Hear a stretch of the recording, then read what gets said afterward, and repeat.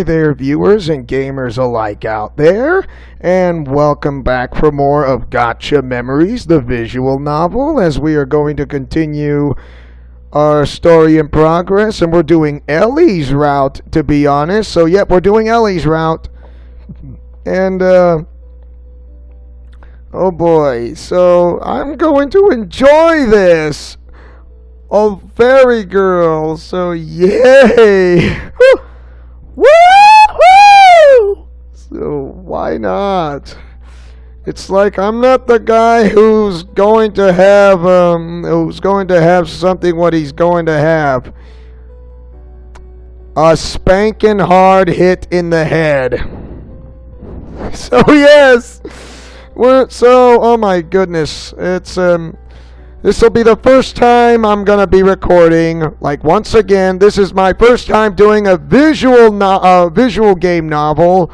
And then there's Everlasting Summer, which is a rated T game, which is on PC and Steam. Now it's on the Google and Apple Store, and that game is really interesting. Of course, that game is rated T for teen, of course. So, yeah, It's you'll find out why, and I might be doing a LP on Everlasting Summer, of course. And yes, it'll cover the entire screen, I promise you that, unlike this, but this is what you're gonna get. So yay. And there is another game, which is another game visual novel, but it's on the Switch, but I'm gonna keep that as a secret. So onward to... Never mind. This is Ellie talking. She said she is suppressing a scream that she leaped from her bed, looking everywhere with her heart beating fast, and everything still exists. She's having that nightmare. She was dreaming that I was destroyed, completely killed off. Not using the black sword, which is her other half. And yes, I'm still alive, Ellie. I'm not dead yet. By the way, this game is rated T for teen. And this game is created by Looney May, Looney May, which is a name of the production. It's some of the makers who created this game, who created Gachaverse, Gacha World, and the other Gacha games. That is why. And for those of you who don't know me, I am Leo Wolverine, your commentator and just your main star that I get to play for the rest of my life. Thank you, Bruce Campbell. You know how to improve me. Which I haven't met you yet, but that would be great. Which the thought that counts, which is more than the thought that counts, which would be great.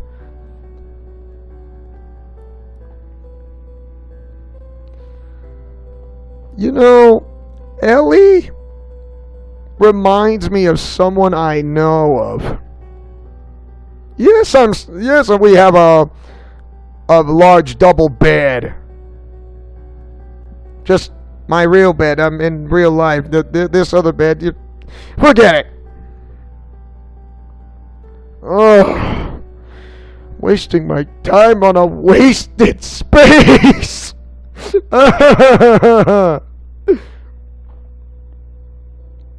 She whispered in relief as she get up and slowly float towards me. She said it was a nightmare. She whispered to herself in an attempt to self-comfort, but in truth, she was still panicking that the apocalypse, the corruption, wanted never come to fruition, but I am sleeping peacefully here. She's still having that same dream, but a little bit different, but a bit of a twist. Like I said, she dreamt that I was killed off. And this is the ultimate Arkham universe, if you want to know, because Gacha Memories, the visual novel, is a part of the ultimate Arkham universe. Because not everything in the ultimate Arkham universe is going to be rainbow ponies and unicorns thing, okay? Because there will always be trouble. Who do you call? And please don't say Teen Titans. Don't.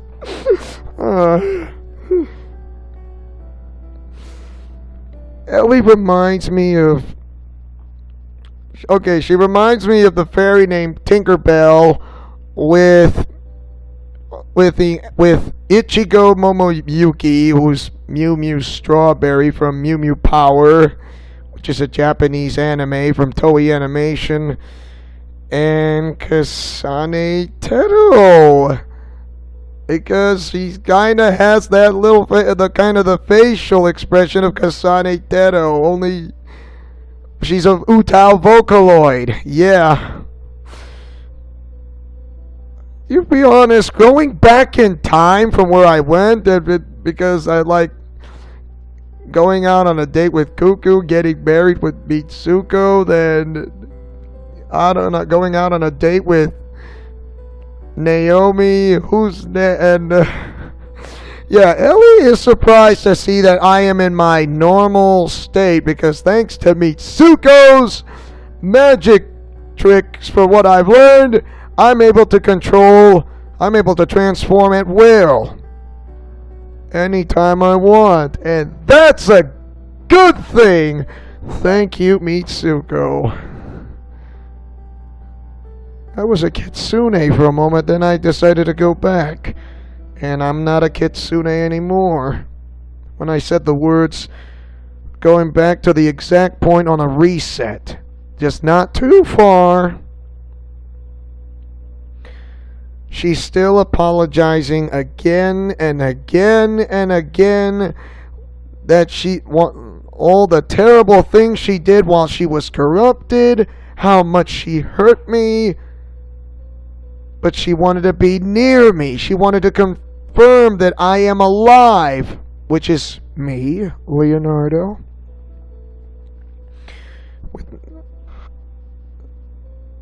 tears in her eyes and trembling hands, she reached over to my sleeping self.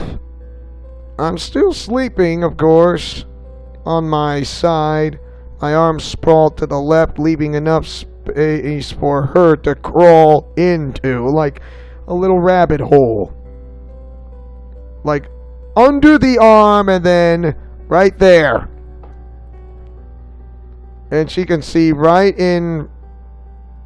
she can see me sleeping, like facing upward, and I'm facing sunny side up. She paused momentarily as she gets near me.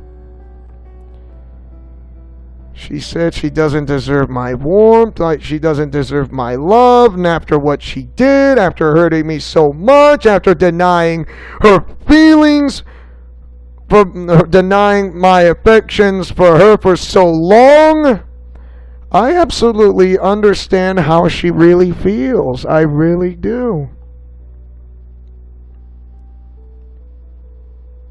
I'm always an affectionate person, yes, in real life as well. Even during our first adventure, I couldn't talk somewhat. I do get to seem more effective with Ellie after that corruption incident was done.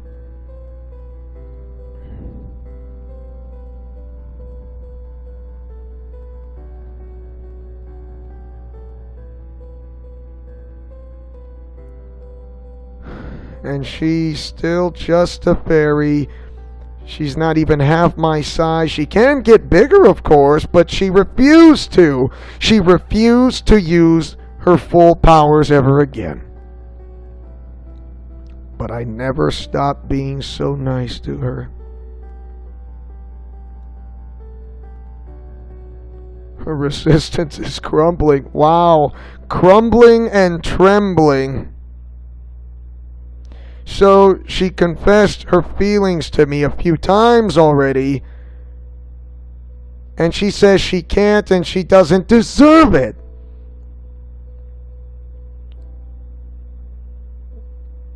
She would say, would I accept her feelings and maybe even return them? And that hope is too much for her, and it is too much for someone like her?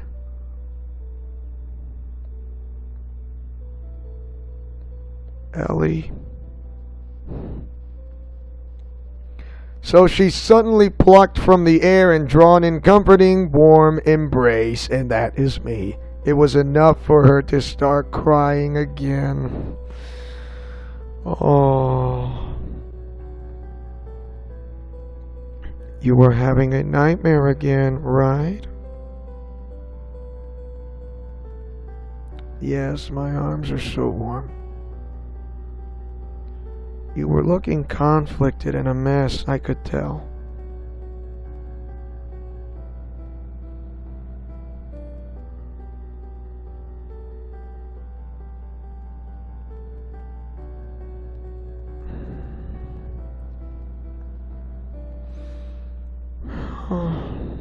Instead of moving away to let her, okay, so instead of moving away from me, which is Ellie, I just pulled Ellie closer to me, making her feel my warmth, telling her that she is safe and she is always loved. Ellie, you don't need to hold yourself back around me. If I can help you out in a way, in any way, I will.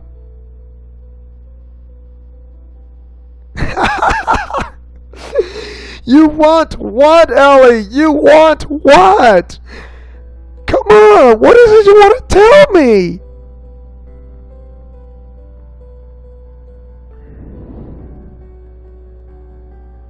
Don't say that, Ellie. I care a lot about you, and no one deserves my affection more than you.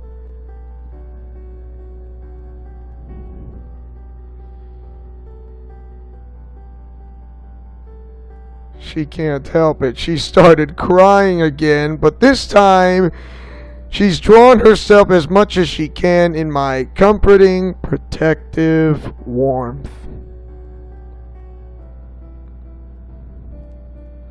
She's saying she feels safe and like she feels like the nightmare that what she saw is vanishing, and she can feel his happiness from being held like this.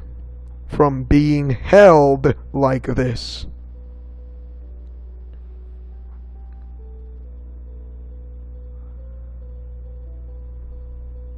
Yeah. That's another way of saying who loves who. That is me. Tell me in the comment section below, can I really hide under a rock? Because I'm really desperate. So I want to go hide under a rock. I'm not turning red.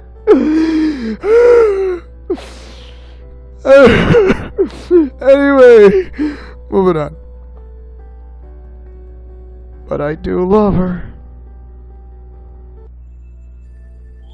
I opened my eyes, somehow surprised at myself for being able to sleep after what I heard Ellie saying just before falling asleep. She said she loved me. Ellie, the little companion that introduced me to the other world. Why some people have terrible writing, I don't know. Someone I went through so much with. Someone I came to care a lot for. She said she loved me. Love. I'm pretty sure she meant it romantically too. Considering her words, how she acted, and her words about not deserving it. Honestly, I'm pretty sure she didn't notice what she said to me. Otherwise, she'd have woken back up just after saying it and would have yelled at me. But her words, They made me really, really happy. So happy I made sure to cuddle with her as much as I could while making it comfortable for her. I realized just before I fell asleep myself that I would have answered positively to her if she had confessed to me directly. Said fairy is still sleeping in my arms, breathing softly and peacefully. Her expression being very far from one plagued with a nightmare, she is smiling a beautiful, peaceful smile. Even while looking at this beautiful sight, though, I can't help but be worried. Ellie is clearly suffering from some sort of PTSD, a post-traumatic syndrome, I think. Constant nightmares, emotional breakdowns, thinking she is not worthy of me? This is sad, and it hurts me to see her that way. Literally. She is like Ichigo Momoyuki, Zoe Hansen, if you want to know, from Mew Mew Power. It is so much like her. It's like she doesn't deserve being like that type. And I know how she feels. She is suffering from PTSD, post-traumatic syndrome. Or is it stress syndrome? I don't know. She has constant nightmares, emotional breakdowns, thinking she is not worthy of me. And it hurts her. And I am surprised, yes. Have you seen a Vocaloid or Asuna having an emotional breakdown for PTSD versus my wife? I mean, that's the Wake Me Up Asuna, which I did several episodes. So, yay! I don't know what I can do to help, but I want Ellie to be with me. I want her to be happy, so I'll do my best to support her. I mean support her, I mean support her as a friend. She kind of broke the fourth wall, but she did, but not really though. Like, she did break the fourth wall, but not broke the fourth wall. Look at what she said there. You know what? Forget it. Her small sleeping fairy moves in her sleep, her wings twitching. Is she waking up? She slowly opens her eyes, looking up at me and blinking. Good morning, Ellie. I was prepared for her to explode and yell at me in embarrassment, but instead, she smiled gently at me and snuggled further in my arms. Oh, come on! I'm not... Why? I'll never understand why she called me sicko for no reason. It's not fair. It's not fair. Come on. Her words are soft and gentle without any ill intent behind them. They never were before, though, just forceful, and I noted that, but now they pretty much had the opposite meaning of what she said. Both of us are enjoying it, though. I say, moving my left hand back so I could use it to gently wrap her body, and then I started stroking her hair.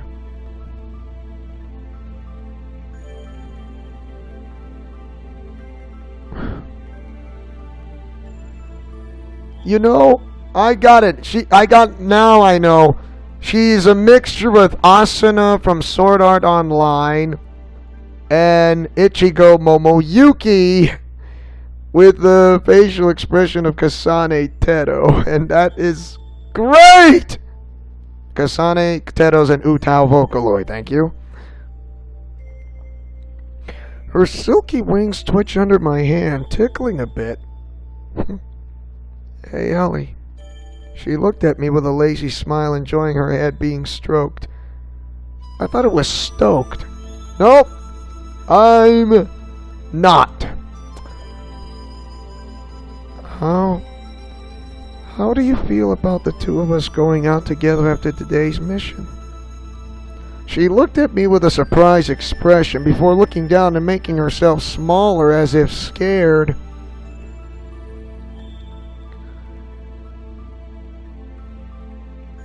Is that a no?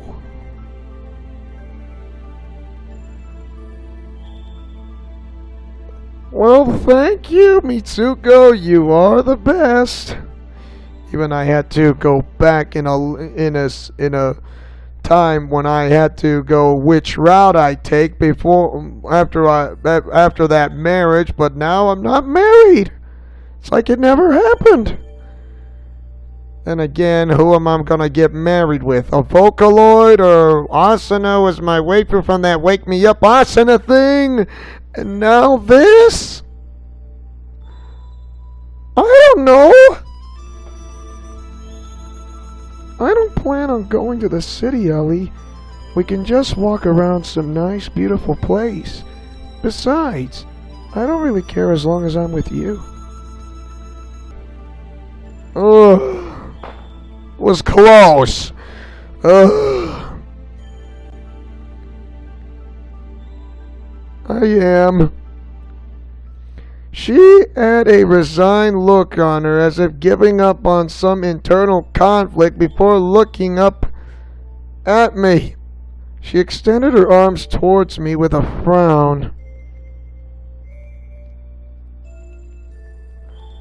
Really? She'll always call me that, even if it is?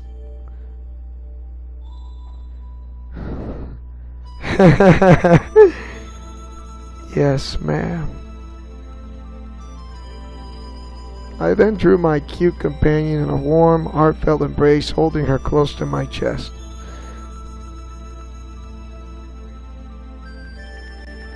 Whatever you say, Ellie. You know you can always count on me, right?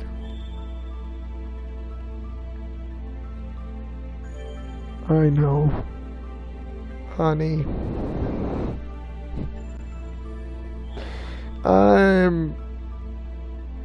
At least you aren't seeing my face at all. She whispered something at the end, but I couldn't really hear it.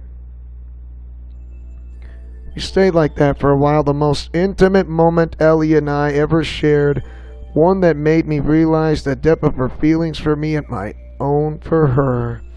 Regrettably, we had to separate eventually to get ready for the big day and for the possibly dangerous mission that waits us. Still, both of us were in a very good mood after that. Alright, she's gonna come. That would be Looney. L-U-N-I, okay? Looney, not Looney as in I went to the loony bin, okay?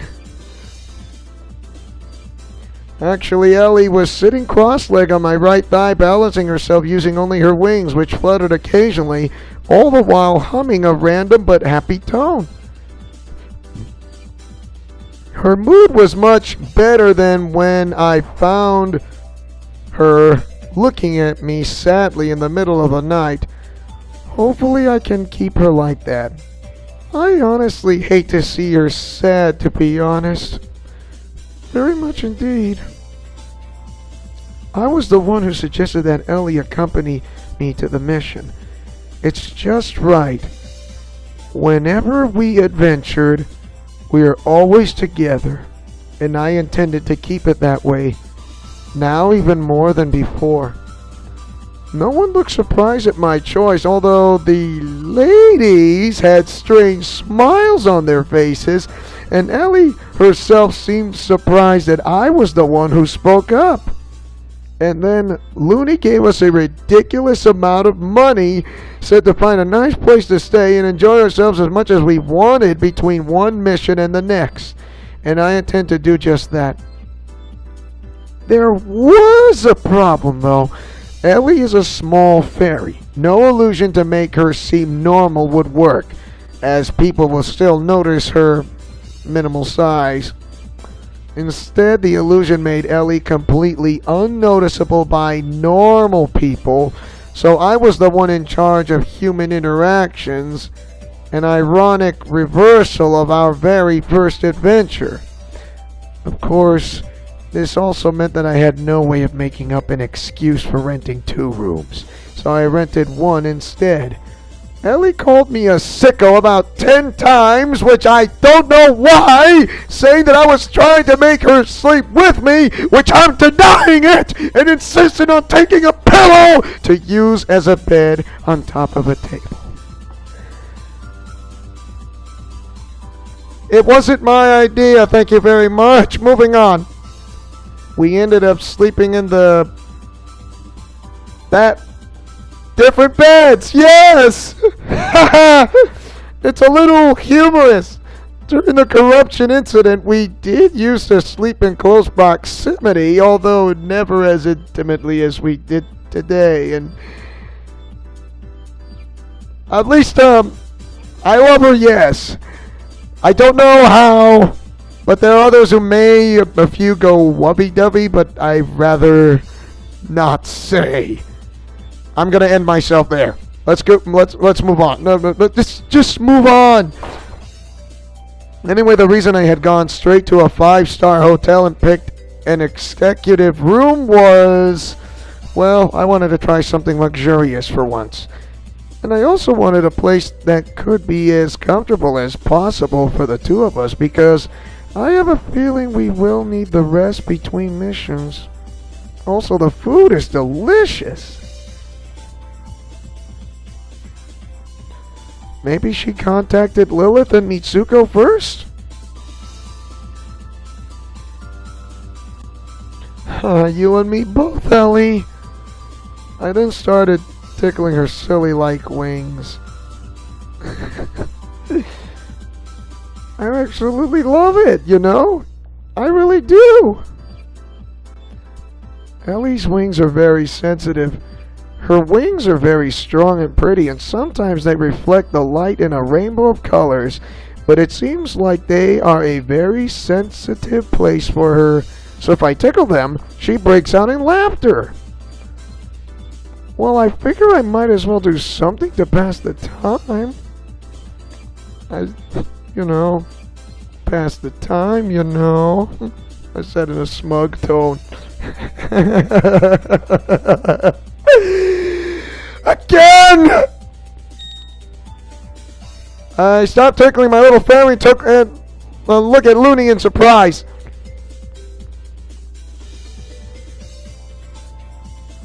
Well, excuse me.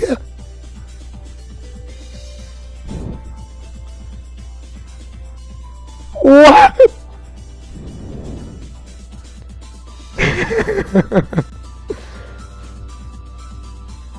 Well, you have the information we need? Alright, tell us. Both Ellie and I straightened ourselves to pay attention to Looney's words. This is important, so we to act like professionals.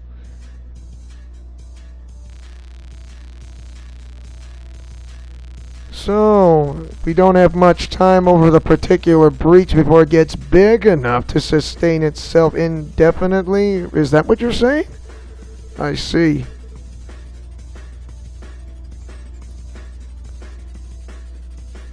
The tear in space-time connecting to that sealed-off dimension is really thin?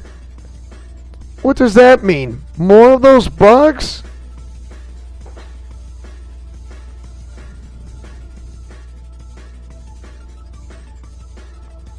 They all disappeared when the anomaly appeared there? A whole neighborhood worth of people disappearing because of the anomalies? Even if most of them were criminals, that still left a portion that wasn't, and even then, people losing their lives because of those glitches.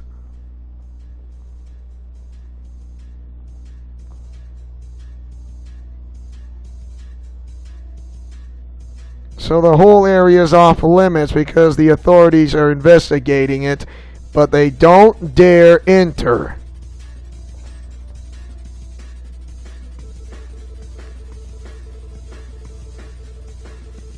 Looney, how will we seal off this massive breach?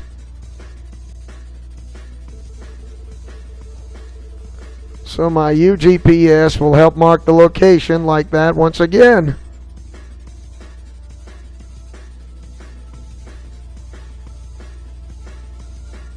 Yes, ma'am. Give Looney a confident smile. Don't worry, Looney. We will. I know now that the enemy is capable of. I won't be taken by surprise again.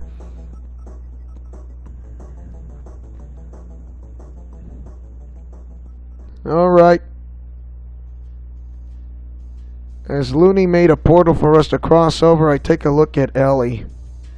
She looked as determined as me to finish this once and for all. Probably because she is also tired of me being hurt. Ellie, my little loyal friend who, despite her sometimes sharp tongue, always stuck together with me on the good and on the bad. She also loves me and I love her. Although she doesn't know she let that little detail slip out, I plan to do my best to make her happy. And to begin that, I have to try my best to make her see that she is not worthless. That I never blame for her for getting corrupted. That I hold no ill will towards her because of her previously sharp tongue. Ellie shows signs of PTSD, post-traumatic syndrome. After the trauma that she suffered, it's obvious that she would either have flashbacks or nightmares about it. Yeah, she's Asuna. With Tinkerbell added a little bit, and you get Kasane Tero, the Utah Vocaloid's face. And then, voila! A different type of eyes. And it's magic! I think. But first we need to get rid of this annoying obstacle.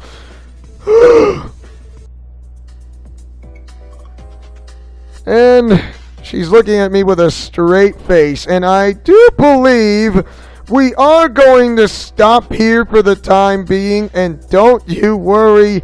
We are going to pick up from where we left off. And thank you guys for watching. And don't forget to like, comment, favorite, and subscribe, and tell me, what do you guys think of Gacha Memories, the visual novel?